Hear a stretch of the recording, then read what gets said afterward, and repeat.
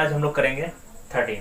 ये कौन सा लेसन है? लेसन नंबर है 3 विद संबंधित प्रमेय। ठीक है, तो इसमें आज टोटल 5 क्वेश्चन मैं करवाऊंगा। ठीक है, तो क्वेश्चन नंबर आज मैं करूंगा 13।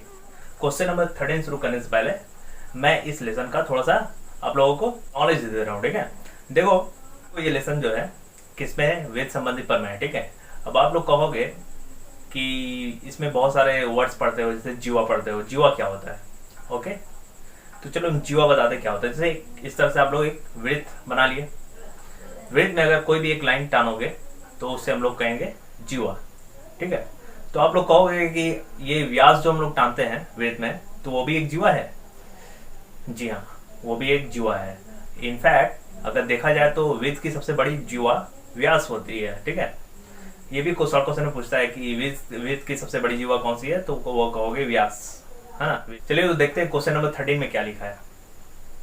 क्वेश्चन नंबर 13 है, देखो किस पे? किसी वृत्त की दो जीवाएं हैं जो एक दूसरे को पी बिंदु पर काटती है। मतलब कि जीवाएं तो आप लोग बोलोगे ऐसे सीधे से काटते हैं, तो इस तरह से काटोगे, इस तरह से काटोगे, तो इसको भी हम लोग कहेंगे जीवा। तो ये दोनों जीवा कहाँ काटती है? एक दूसरे को पी बिंदु पे काटती है। बोला कि इसके कोण का कोई संधिभाजक लोगे तो वो अगर केंद्र से होकर गुजरेगी तो दोनों वृत्त एक बराबर होंगे। ठीक है, इसको हम लोगों को प्रूफ करना है, तो चलो करते हैं। तो देखो ये एक वृत्त ले लिए हम लोग, वृत्त में हम लोग इस तरह से एक लाइन टान दिए और एक इस तरह से लाइन टान दिए। ठीक है, तो ये दोनों जीवा है। इस जीवा का नाम देते हैं हम लोग ए बी, इस जीवा का नाम दे रहे हैं हम लोग सी डी। ठीक है, तो दोनों जीवा एक दूसरे को कहाँ काट रही है? तो ये पी बिंदु पे काटती है।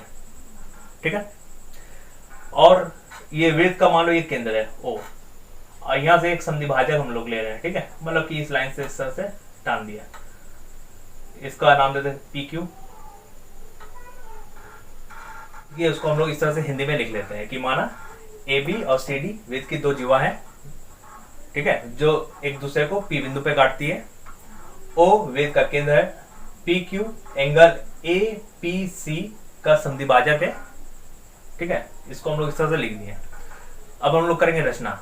रचना में देखो हम लोग क्या करते हैं कि ओ बिंदु से ए बी पर एक लंब टानते हैं, इसका नाम दे देते हैं हम लोग एम। और ओ बिंदु से यहां एक लंब टानते हैं, इसको नाम दे देते हैं हम लोग एन। तो रचना में क्या लिखेंगे कि ओ बिंदु से जीवा ए बी और सी डी पर क्रमशः ओ एम और ओ एन लंब खींचा गया। देखो जब हम लोग यहाँ पे ए बी और सी डी पर दो लंब खींचे ओ एम ओ एन, ठीक है, जब किसी जीवा पर एक लंब टानोगे तो सीधा होता लाइन। ठीक है, तो ये कितना डिग्री बनता है? 90 डिग्री। तो ओ एम कितना हो गया? 90 डिग्री। और पी यहाँ है, मतलब कि इस तरह से लाइन टानोगे तो ये पी हो रहा है। ठीक है, ये एक त्रिभुज है। और एक ट्रायंगल देखो ओ एन पी है। ठीक है, ये दोनों ट्रायंगल है। अब हम लोग यहाँ पे लिखेंगे प्रमाण। वो रचना के बाद ये लाइन लिखोगे प्रमाण। ठीक है, प्रमाण में देखो क्या करेंगे, लिखेंगे पी एन और ट्रायंगल ओ एन पी से। ठीक है, तो क्या होगा ट्रायंगल में? यहाँ पे देखो, ये मैं रफली आप लोग के लिए समझाने के लिए लिखा हूं। तो देखो यहाँ पे ये 90 डिग्री है, ये भी 90 डिग्री है, तो ये दोनों इक्वल एंगल हुए। तो angle O M P equal to angle O N P, क्योंकि दोनों 90 डिग्री है। तो O P M equal to angle O N P. क्यों? क्योंकि पी जो है एंगल ए पी सी का संधिभाजक है। ठीक है, इसलिए जो जब भी यहाँ से इस तरह से लाइन टान दिया, अगर यहाँ पे कोई संधिभाजक होगा तो ये एंगल दोनों को इक्वल बांटता है। तो एंगल पी जो है, तो पी जो है एंगल ए पी सी का संधिभाजक है, इसलिए ये दोनों एंगल बराबर होंगे। तो यहाँ ब्रैकेट में लिख लोगे P angle A P C का संधिभाजक है।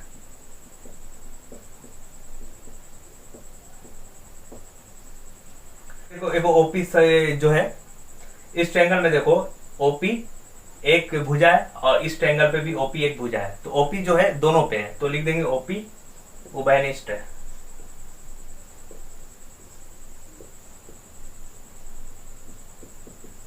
ठीक है, तो देखो दो एंगल इक्वल है, एक साइड इक्वल है, तो एंगल साइड इक्वल हुआ है, तो हम लोग बोल देंगे दोनों ट्रायंगल इक्वल है। Triangle O M P equal to triangle O N P. जब दोनों ट्रायंगल जब इक्वल है तो इसके सारे साइड भी इक्वल होंगे, तो ये ओ एन जितना बड़ा होगा ओ एम भी बड़ा होगा। ठीक है, ओ एन इक्वल साइज के होंगे, इसलिए बोल सकते हैं O M equal to O N. ठीक है, तो अब देखो ओ एन इक्वल हुआ है, मतलब कि दोनों लंब जो हम लोग खींचे थे ओ एम और ओ एन, ये जीवा ए बी और सी डी पर ये दोनों इक्वल है, मतलब कि दोनों जीवा केंद्र से समान दूरी पर है क्या। तो हम लोग तो इसलिए बोल सकते हैं ए बी और सी डी केंद्र से समान दूरी पर है। ठीक है, तो दोनों जब केंद्र से समान दूरी पर है तो इसलिए हम लोग बोल सकते हैं ए बी बराबर है सी डी के।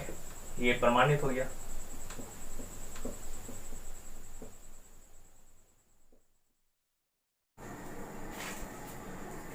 क्वेश्चन नंबर 14 देखो क्या बोला है कि किसी वृत्त के दो जीवाएं हैं। ठीक है, तो जो जीवाएं केंद्र के करीब होगा वो बड़ा होगा, मतलब कि हम लोग वृत्त में तो बहुत सारे जीवाएं खींच सकते हैं ना इस तरह से लाइन, तो हम लोग को प्रूफ करना है कि जैसे ये वाला नजदीक है, ये केंद्र के ये नजदीक है, और ये वाला देखो दूर है, या एकदम ये वाला लाइन लो ये दूर है, तो बोल रहा है कि जो नजदीक होगा केंद्र के वो जो है ज्यादा बड़ा होगा। इसको हम लोग को प्रूफ करना है। ठीक है,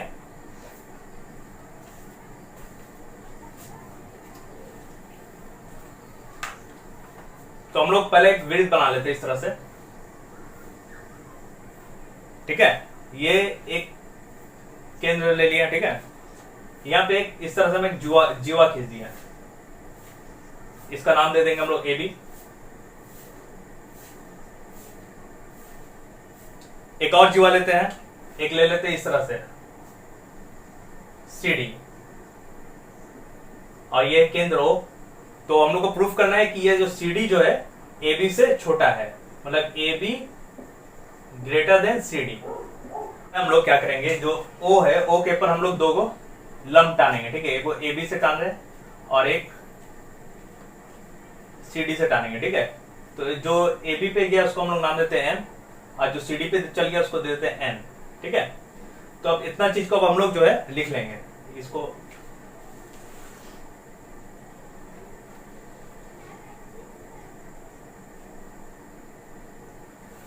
इसको अब जो है हिंदी पे हम लोग इस तरह से लिख लेते हैं कि A B C D O केंद्र वाले वृत्त के जीवाएं हैं, और ओ एन सी डी पे लंब है, ओ एम ए बी पे लंब है। ठीक है, इसको हम लोग यहाँ पे इस तरह से लिख लेते हैं। रचना में हम लोग ओ एम, रचना में देखो क्या किया, ओ सी को मिला है और ओ ए को मिला है। अब इसको जो है यहाँ पे लिख लेंगे रचना में। ठीक है, इस तरह से। तो अब हम लोग करते हैं प्रमाण।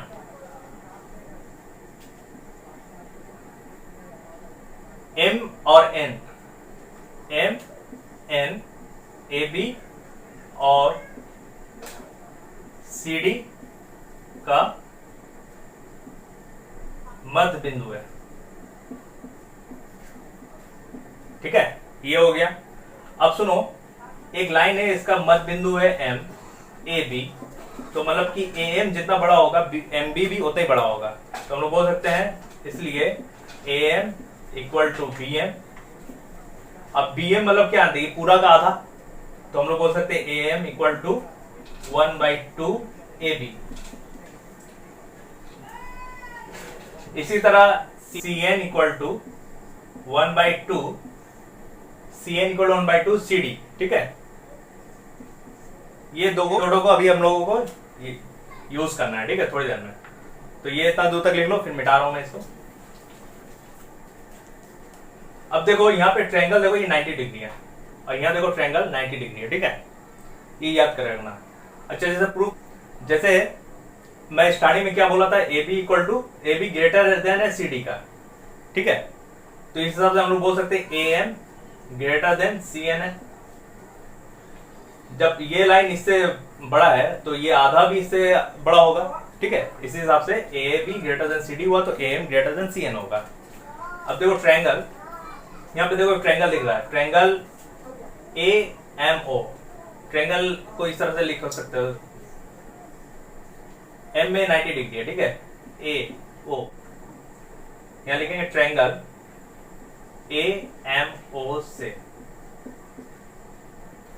ए एम का स्क्वायर करेंगे। जब लंब का स्क्वायर करते हैं तो ये कर्ण का स्क्वायर माइनस आधार का स्क्वायर होता है, ठीक है। तो कर्ण मतलब ओ ए का स्क्वायर माइनस ओ एम का स्क्वायर। देखो ये triangle, triangle C N O में देखो क्या लिखेंगे, इसका लंब ये है, ठीक है। तो अब हम लोग लिखेंगे 90 डिग्री है तो हम लोग लिखेंगे C N square equal to होगा O C square minus O N square. यहां पे लिख देते हैं एंगल सी एन ओ से, ठीक है। ये दोनों को अब हम लोग यहाँ पे यूज करें। देखो यहाँ पे हम लोग पहले लिख दिए A M greater than C N, ठीक है। तो इसको एक काम करते हैं, देते एक नंबर लिखते हैं समीकरण एक से, ठीक है। तो A M greater than C N, तो ए एम का square greater than C N का स्क्वायर। तो ए एम मतलब हम लोग क्या जानते हैं, O A square minus O M square. तो यहां लिख देंगे O A square minus O M square greater than O C square minus O N square. यह सब इंप्लाइज का साइन दोगे, इसको मैं मिटा रहा हूं। अब देखो इसी चीज को हम लोग लिखते हैं फिर से यहाँ पे O A square minus O M square greater than O C square minus O N square. अब देखो ओ ए के मतलब ये लाइन, ये क्या है, वृत्त का एक अर्धव्यास है और ओ सी भी एक अर्धव्यास है। तो हम लोग बोल सकते हैं जो ये ओ ए स्क्वायर है minus O M square greater than, ये ओ सी की जगह हम लोग बोल सकते हैं ओ ए, क्योंकि ये दोनों सेम सेम है, क्योंकि एक ही वृत्त के दोनों अर्धव्यास है और एक ही वृत्त के दोनों अर्धव्यास हमेशा समान होते हैं। तो हम लोग बोल सकते हैं यहाँ O A square minus O N square, ठीक है। यहाँ ब्रैकेट में लिख दोगे ओ ए इक्वल टू ओ सी, एक ही वृत्त के अर्धव्यास, ठीक है। तो ये ओ ए कैंसिल हो जाएगा, ठीक है। तो बचेगा क्या, O M square greater than O N square, एक माइनस है। अब ये इंप्लाइज का साइन लिए। अब सुनो, जो लाइन जब ये माइनस माइनस से माइनस हटाओगे तो ये वाला जो है उलट जाएगा, ये छोटा हो जाएगा, ये बड़ा हो जाएगा, ठीक है। यहाँ पे जब माइनस दोनों को हटाओगे, देखो जैसे -3 बड़ा होता है -4 से, ठीक है। लेकिन अगर माइनस हटा दोगे तो 3 छोटा हो जाएगा 4 से, तो वही हिसाब है यहाँ पर। अब साइन हटाओ दोगे स्क्वायर तो क्या हो जाएगा, ओ एम छोटा है ओ एन से। अब देखो हम लोग क्या लिए थे, ए बी ग्रेटर लाइन लिए थे, सी डी छोटा लाइन लिए थे, ठीक है। और हम लोग यहाँ पे देख रहे हैं कि ओ एम छोटा हो रहा है, बड़ा लाइन का जो लंब है ये छोटा हो रहा ओ एन से। तो मतलब कि केंद्र के नजदीक कौन हुआ, ए बी हुआ, ठीक है। तो इस हिसाब से हम लोग जो प्रूफ करना था कि केंद्र के नजदीक जो जीवा होंगे वो ज्यादा बड़े होते हैं। तो हम लोग ए बी जो बड़ा लाइन लिए थे तो उसकी जो जीवा है वो जो सी डी जो छोटा लाइन लिए थे उसकी जीवा जो लंब से कम है, ओके। तो अब हम लोग ये फिनिशिंग लाइन में लिख देंगे, अर्थात जो जीवाएं केंद्र से नजदीक होते हैं उसकी लंबाई अधिक होती है, ठीक है। ये हो गया प्रमाणित। तो क्वेश्चन 50 में क्या बोला है कि अगर इसी वृत्त में जो बहुत सारे जीवा होते हैं ना, एक वृत्त में मैं बता रहा था जैसे एक लाइन खींचोगे तो इसको हम लोग कहेंगे जीवा, ठीक है। तो बहुत सारे जीवा होते हैं, तो उसमें बोला है कि सबसे स्मॉलेस्ट जीवा कौन सा होगा, मतलब सबसे छोटा कॉर्ड कौन सा होगा, ये हम लोगों को पता करना है, ठीक है। चलो करते हैं पता। पहले हम लोग काम करते हैं, 2 जीवा खींच लेते हैं, एक मान लो ये अच्छा वृत्त का केंद्र है O, एक पॉइंट ले लेते हैं यहाँ पे P, ठीक है। P से हम लोग क्या करते हैं, ऐसा लाइन खींचते हैं जो कि P से होके जाए, ठीक है। तो ये जीवा हो गया P से, खींच दिए यहां से यहाँ, ठीक है। इसको नाम दे देंगे A B, ओके। और एक और जीवा हम खींच लेते हैं यहां से, मतलब P से होके ही जाएगा, ठीक है। तो इसको हम लोग नाम देते हैं C और D, ठीक है। पहले इतना हम लोग कर लेते हैं। तो O केंद्र वाले वृत्त में P एक बिंदु है, P बिंदु से AB और CD दो जीवाएं खींची गई, ठीक है। इसको इस तरह से हिंदी में यहां लिखना है। उसके अलावा एक और चीज बोलना है कि P AB का मध्य बिंदु है, ठीक है। इतना उत्तर का हम लोग मान के यहाँ पे लिख दिए हैं। नेक्स्ट है रचना। रचना में देखो क्या करेंगे, पहले OP को मिलाया, ठीक है। पहले ये करेंगे, फिर CD पर OQ लंब खींचा गया। उसके अलावा क्या करेंगे, OA को मिला देंगे और OD को मिला देंगे। तो अब रचना में ये वाला लाइन लिख देंगे, ठीक है। जो अभी हम लोग किए हैं, OP को मिलाए, OQ ACD पर लंब खींचे, OA को मिलाए और OD को मिलाए, ठीक है। ये वाला लाइन को इस तरह से लिख देंगे। अब हम लोग करेंगे प्रमाण इसको, ठीक है। तो AB पर OP लंब है, तो लिखेंगे OP परपेंडिकुलर टू AB, ठीक है। तो यहां पे लाइन लिख दोगे ये वाला, केंद्र से जीवा पर खींची गई लंब, केंद्र से जीवा के मध्य बिंदु पर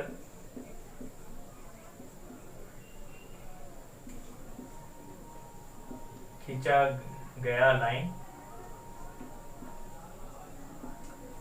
लंब होता है, ठीक है। ये इतना लाइन इसके इधर पे बगल पे लिख दोगे, ठीक है।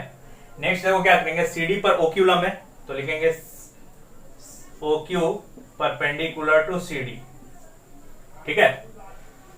अब देखो ये OPQ, देखो ये इस तरह से है ना, यहाँ Q है, यहाँ P है, यहाँ O है। तो देखो OQ छोटा होगा OP से, क्योंकि कर्ण हमेशा, त्रिभुज में कोई भी कर्ण हमेशा बड़ा होता है। तो लिखेंगे यहाँ पे OP ग्रेटर देन OQ, ठीक है।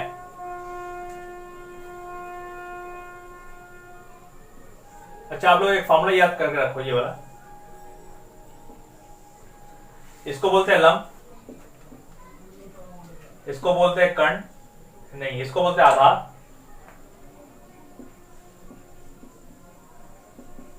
और इसको बोलते हैं कर्ण। इसके लेकर देखो ये फॉर्मूला है, इसको हमेशा याद करे रहना है, ठीक है। तो ये फॉर्मूला को अभी हम लोग यूज करेंगे। तो OP ग्रेटर देन OQ हुआ, क्यों हुआ, क्योंकि ट्रायंगल, किसी ट्रायंगल में अगर राइट एंगल ट्रायंगल है जिसका एक एंगल 90 डिग्री होता है, उसे हम लोग कहते हैं राइट एंगल ट्रायंगल, ठीक है। तो यहाँ पे राइट एंगल ट्रायंगल में हमेशा कर्ण जो है अदर्स जितने भी भुजा होते हैं, ये लंब हुआ, आधार हुआ, उससे बड़ा होता है, इसलिए OP ग्रेटर देन OQ हुआ, ठीक है। तो यहां लिख देंगे हम लोग ट्रायंगल की सबसे बड़ी भुजा कर्ण होती है, ओके। यहां तक लिख लो, फिर मिटा रहा हूं मैं। जीवा का मध्य बिंदु क्या है, P, ठीक है, AB। तो हम लोग बोल सकते हैं कि AB जो है पूरा इक्वल टू होगा 2AP, 2 AP अगर मिलेगा तो एक AB बनता है, ठीक है। और अभी एक मैं फॉर्मूला बता रहा था कि कर्ण का स्क्वायर इक्वल टू क्या होता है, लंब का स्क्वायर प्लस आधार का स्क्वायर, ठीक है। और अगर लंब का स्क्वायर निकालोगे तो क्या होगा, कर्ण का स्क्वायर माइनस आधार का स्क्वायर, ठीक है। तो AP देखो उसमें क्या है, आधार है, तो OA कर्ण है और OP लंब है, तो हम लोग लिखेंगे OA का स्क्वायर माइनस OP का स्क्वायर, ठीक है, एपी के मतलब, और इसके आगे एक रूट दे दोगे, क्योंकि वहां पे फॉर्मूला में मेरा स्क्वायर था, लेकिन यहाँ पे देखो एपी में स्क्वायर नहीं है, तो यहाँ पे क्या होगा 2, ठीक है, ये 2 का 2 दे दिया, यहाँ स्क्वायर नहीं है इसलिए यहाँ पे रूट दे। अब देखो OA क्या है, केंद्र से एक खींची हुई लाइन है जो यहाँ पे सर्कम सर्कल पे मिल रहा है, ठीक है, तो ये क्या हो गया, एक अर्धव्यास। और मैं एक चीज बताया हूं आप लोगों को कि एक ही वृत्त के जितने भी अर्धव्यास होंगे वो हमेशा इक्वल होते हैं। तो OA अर्धव्यास है, आप देखो OD भी अर्धव्यास है, तो हम लोग OA की जगह लिख सकते हैं OD, ठीक है, तो यहां लिख देंगे OD 2 OD square minus OP square, इसको दे देंगे समीकरण नंबर 1। इसी तरह निकालेंगे इसमें देखो CD में, ठीक है, तो इसी प्रकार लिख देंगे यहाँ पे, इसी प्रकार मतलब AB जीवा का हो गया, हम लोग CD जीवा का निकालेंगे, तो CD में Q मध्य बिंदु है, तो हम लोग लिखेंगे CD इक्वल टू 2 QD, और QD के मतलब क्या जानेंगे, OD square minus OQ square, तो लिखेंगे 2 under root OD square minus OQ square, ठीक है, ये CD इक्वल टू, इसको दे देंगे समीकरण नंबर 2, समीकरण 1 और 2 से।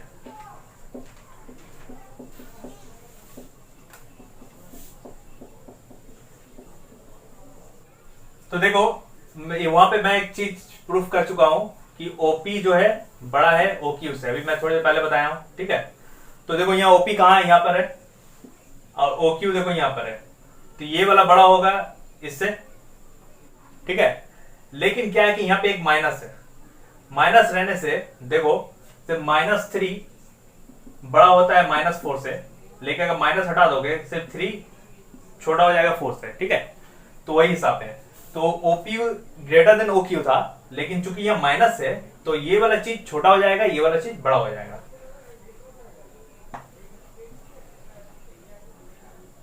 तो हम लोग लिखेंगे 2 अंडर ब्रैकेट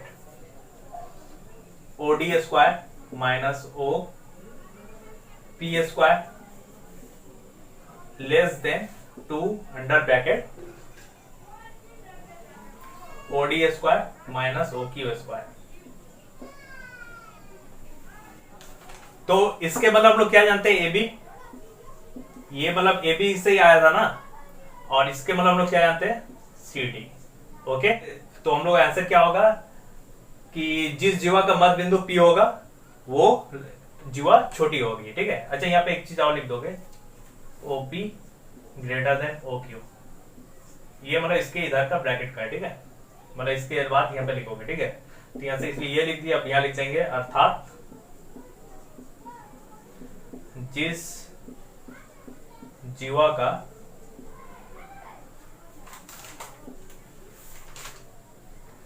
मध्य बिंदु P होगा वो जीवा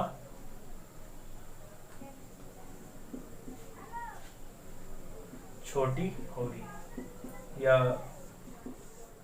ठीक है, ये हो गया आंसर। कि दो वृत्त के केंद्र P और Q वाले हैं, मतलब दो वृत्त है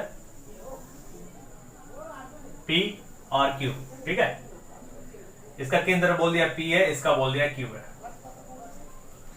इसके अलावा बोल रहा है तब वे एक दूसरे को A और B बिंदु पे काटते हैं, तो ये A बिंदु पे काट रहा है और ये B बिंदु पे काट रहा है, दो वृत्त, ठीक है। A बिंदु से क्या किया गया कि PQ के समानांतर, तो PQ को पहले लाइन को मिला देते हैं, ओके। तो PQ के समानांतर क्या होगा, लाइन खींचा गया है जो वृत्त को C और D पे काटते हैं, तो ये C ले लो, ये D ले लो। तो हम लोग प्रूफ क्या करना है, DC इक्वल टू 2PQ, मतलब DC बराबर 2PQ, ये प्रूफ करना हम लोग को। मतलब ये PQ जो लाइन है ये, और ये CD जो लाइन है, ये CD लाइन का आधा होता है PQ, ठीक है, ये प्रूफ करना है। तो हम लोग पहले इतना ये स्ट्रक्चर बनाएंगे, डायग्राम बना लिए, ठीक है। यहां लिखेंगे माना P और Q केंद्र वाले दो वृत्त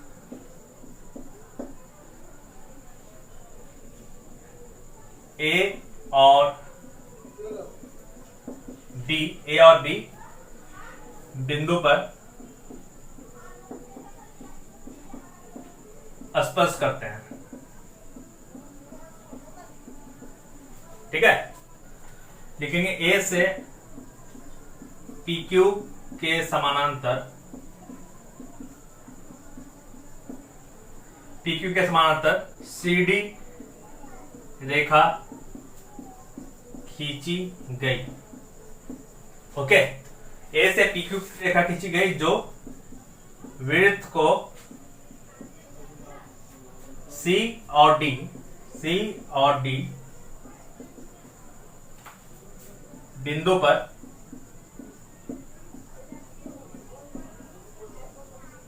स्पर्श करता है। स्पर्श करता से अच्छा लिखोगे C और D बिंदु पर काटती है। ठीक है, ये इतना लाइन ठीक है, तो ये इतना लाइन को लिखना पड़ेगा। ठीक है, कि P और Q है वो एक दूसरे को A और B बिंदु पर काटती है। PQ के समानांतर सरल रेखा CD खींची गई जो एक दूसरे को C और D बिंदु पर काटती है। ठीक है, ये इतना लाइन को लिखोगे, जो है वो लिखना पड़ेगा। ठीक है, जो यहाँ पे किए हो वो वाला लिखना पड़ेगा। अब ये वाला मिटाते हैं।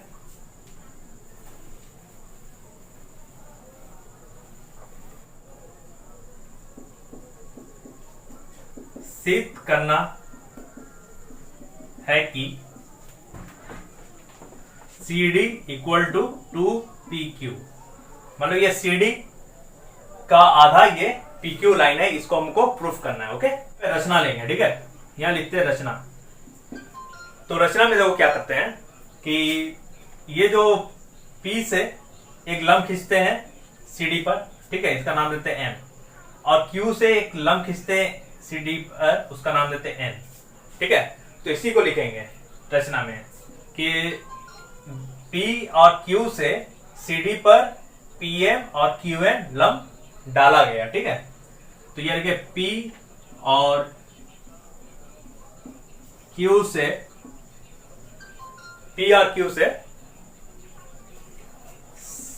CD पर क्या दिया गया, PM और QN, P और Q से CD पर PM और QN लंब डाला गया। ठीक है,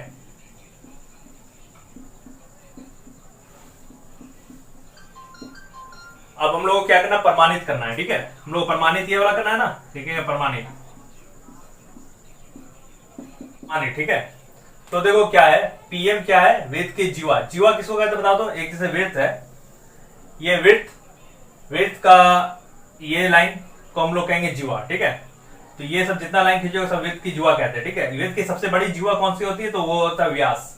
व्यास जो है वृत्त की सबसे बड़ी जीवा, ये याद रखोगे। ठीक है, शॉर्ट क्वेश्चन में तो पूछते रहता है। तो यहां पे हम लोग को क्या करना है, प्रमाणित। ठीक है, तो देखो PM क्या है, वृत्त की जीवा AC, ये वृत्त की जीवा है ना, AC पर लंब है। ठीक है, PM जो है वृत्त की जीवा AC पर लंब है, इसलिए हम लोग लिख सकते हैं CM इक्वल टू MA। ठीक है, तो लिखेंगे CM इक्वल टू MA, मतलब ये CM MA इक्वल होगा। ठीक है, क्योंकि सुन लो यहां से कि एक केंद्र है, केंद्र से अगर कोई लाइन टानोगे जीवा के ऊपर तो वो हमेशा एक दूसरे को, मतलब कि जीवा को आधा आधा में बांट देता है। ठीक है, तो इसी हिसाब से P जो है वृत्त का केंद्र है और PM लंब है और AC पे क्या है, जीवा है, तो उस पे जब लंब टांग रहे हैं तो ये दोनों एक दूसरे को आधा आधा में बांट दे रहा है। ठीक है, तो यहां से हम लोग लिख सकते हैं AM इक्वल टू CM, और CM मतलब क्या जानते हैं, ये पूरा का आधा, तो हम लोग लिख सकते हैं 1/2 AC, AM equal to 1/2 AC। ठीक है, इसको याद रखना है। फिर इसी तरह हम दूसरा लाइन लिखेंगे। चलो इसको मिटाते हैं। अब इसी तरह लिखेंगे इसके नीचे लाइन, उसी प्रकार देखो इस पे देखो, QN क्या है, विथ की जीवा AD पर लम है।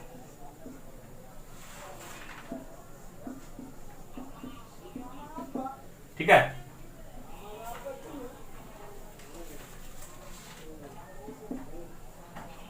तो हम लोग लिख सकते हैं AN इक्वल टू ND। ठीक है, AN इक्वल टू ND। तो ND के मतलब क्या आता है, हाफ AD, ये पूरा का आधा ND है। ठीक है, तो AN equal to half AD।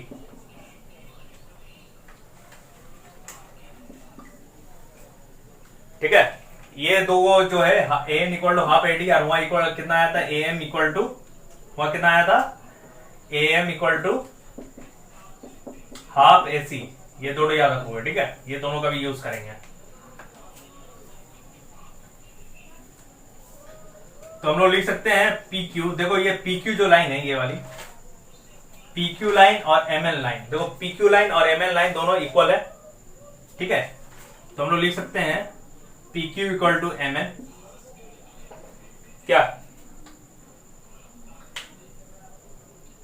तो AM इक्वल टू क्या जानते हैं, sorry PQ equal to MN, तो MN इक्वल टू क्या जानते हैं, AM प्लस AM। और AM के मतलब क्या होता है, AM equal to half AC। अभी हम थोड़ी देर पहले प्रूफ किया था ना, तो हाफ AC लिख देंगे यहां पर। और AN इक्वल टू क्या जानते हैं, हाफ AD। ठीक है, तो 1/2 कॉमन ले लो, तो क्या बचेगा, AC प्लस AD। अब डायग्राम में देखो AC प्लस AD मतलब क्या हो रही है, पूरा लाइन मतलब CD, तो हम लोग लिख सकते हैं हाफ CD। तो ये 2 यहां पे क्रॉस मल्टीप्लेक्शन हो जाएगा, तो क्या बचेगा 2PQ इक्वल टू CD। ये प्रमाणित करना है, ये हो गया प्रमाणित। ओके, तो ये क्वेश्चन हो गया प्रूफ। इसी तरह हम अगला क्वेश्चन प्रूफ करेंगे। ठीक है, चलो देखते हैं अगला क्वेश्चन। यहाँ पे सब ये दे दोगे इम्प्लाइज का साइन,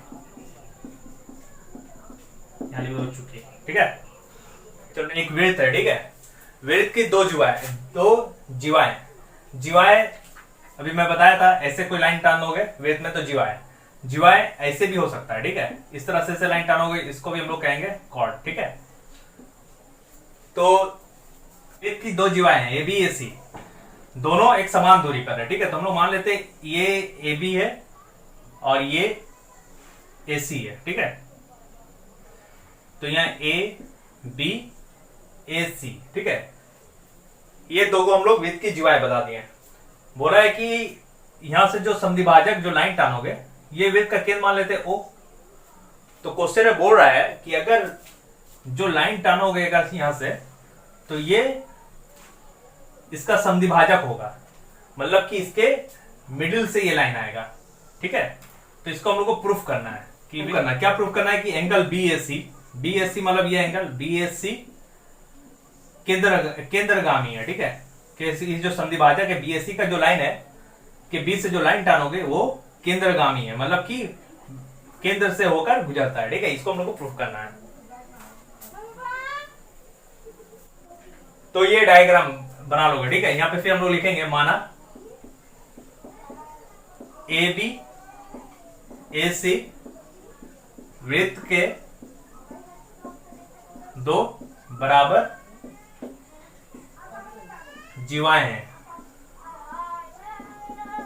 ओके, तो AB और AC वृत्त के दो बराबर जीवाएं हैं, जो हम लोग ये पे लाइन टाने हैं। ठीक है, तो ये दोनों बराबर जीवाएं हैं, इसको हम लोग लिख दें यहां पर। सिद्ध क्या करना है हमको, लिखेंगे सिद्ध करना है कि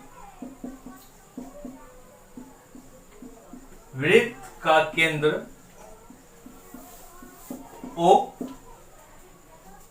एंगल BAC के समद्विभाजक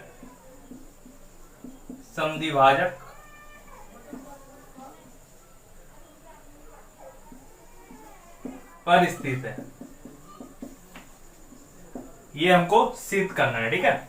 यह सिद्ध करना है कि वृत्त का केंद्र O एंगल BAC के समद्विभाजक के केंद्रगामी है, ठीक है। तो ये वाला लाइन आप लोग पहले लिख लोगे, उसके बाद जो है क्या लिखना मैं बता रहा हूं।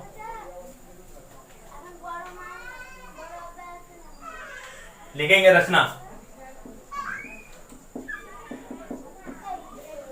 रचना देखो कैसे करेंगे। रचना देखो, एंगल BAC के समद्विभाजक ये है, तो इसको हम लोग नाम थे AD को काटा, BC जो BC के M बिंदु पर काटती है। क्या लिखेंगे? एंगल BAC के समद्विभाजक AD BC को M बिंदु पर काटती है और BC को मिलाया। अभी हम लोग BC को जो मिलाया ये वाला लाइन लिखेंगे, BC को मिलाया, ठीक है। तो लिखेंगे यहां पे एंगल BAC के समद्विभाजक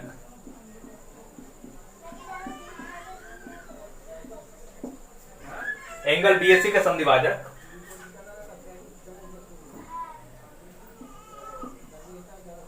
AD को काटा गया, जो BC को M बिंदु पर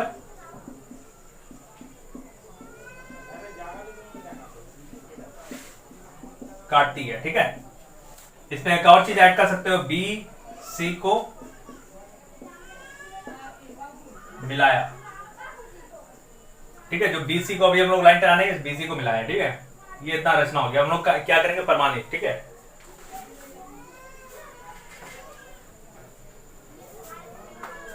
लिखेंगे प्रमाणित। तो देखो यहां पे दो त्रिभुज दिख रहा है, त्रिभुज ABM और त्रिभुज ACM। तो लिखेंगे ट्रायंगल ABM और ट्रायंगल ACM से। ये दोनों ट्रायंगल में देखो क्या है, ट्रायंगल ABM और ट्रायंगल ACM, ये दोनों ट्रायंगल में देखो हम लोग बोल सकते हैं AB बराबर AC। AB AC क्या बोल दिया था कि क्या बोला था कि वृत्त के दो जीवाएं बराबर है, क्वेश्चन में दिया था, इसलिए दिया हुआ है ये वाला।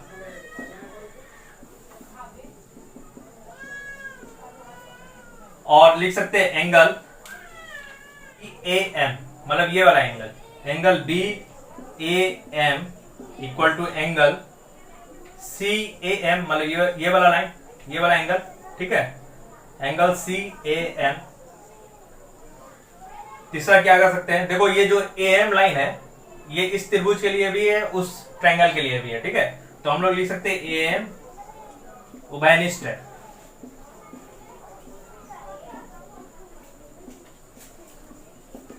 अब देखो पहला एक साइड इक्वल हुआ, फिर एंगल इक्वल हुआ, फिर साइड इक्वल हुआ, तो ये त्रिभुज क्या है? इक्वल है, सर्वांगसम है। तो हम लोग लिख सकते हैं इसलिए triangle ABM equal to triangle ACM, ठीक है। तो ये दोनों ट्रायंगल दोनों इक्वल हुआ। जब ये दोनों ट्रायंगल इक्वल है तो ये वाला एंगल भी इक्वल होगा, ठीक है। ये इसको अगर हम लोग फिर से यहां पे फोटो बनाए तो समझ में आएगा। देखो ये फोटो इस तरह से है,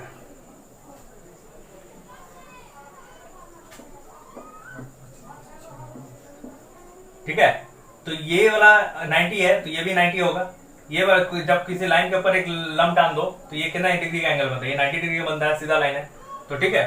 तो ये तब 90 डिग्री हुआ, तो लिखेंगे BMA equal to angle CMA, okay. BMA equal to CMA, और ये दोनों कितना के बराबर? ये 90 डिग्री के बराबर है ना।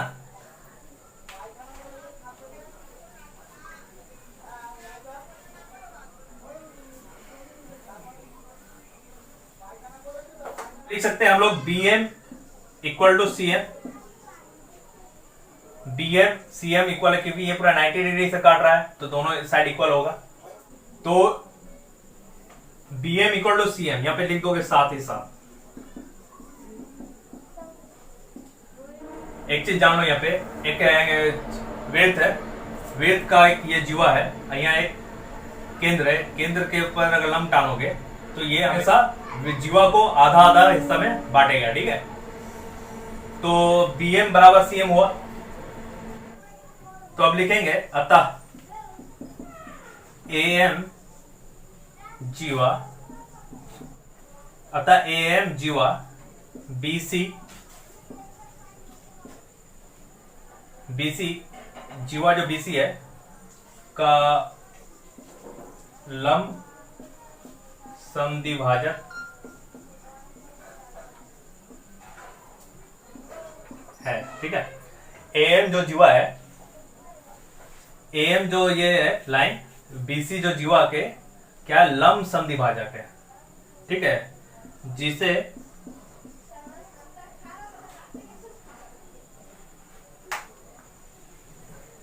बढ़ाने पर वृत्त के केंद्र ओ से गुजरेगी।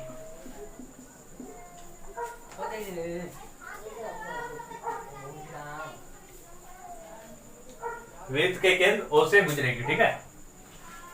एम जो जीवा है वो बीसी का लंब समद्विभाजक है, मतलब ये बीस से जो काट रहा है तो इसको आगे बढ़ाओगे तो ये ओ से होकर गुजरेगी। यही चीज को हम लोग को प्रमाणित करना है, ठीक है। चलिए इस क्लास का और आखिरी में लेकर आते हैं।